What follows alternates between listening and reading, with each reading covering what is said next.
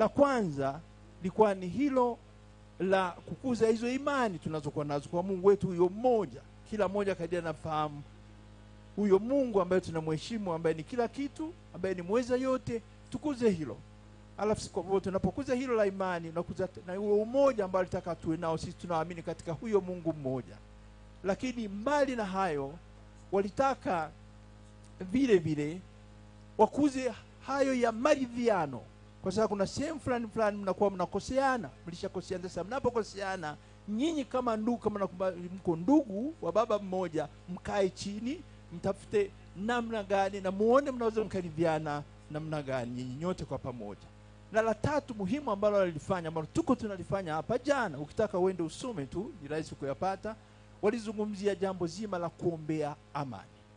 Ndugu zangu, tuombee amani, lakini tulifanye hilo sote kwa pamoja, na tukishirikiana kwa pamoja bila unafiki, bila kujifanya kwa sababu nionekane hivi, na hakika kabisa tunaweza tukalipata, na nchi yetu inaweza ikaendelea na tukawa bora katika amani hiyo ambayo tunaitafuta. Asanteni sana.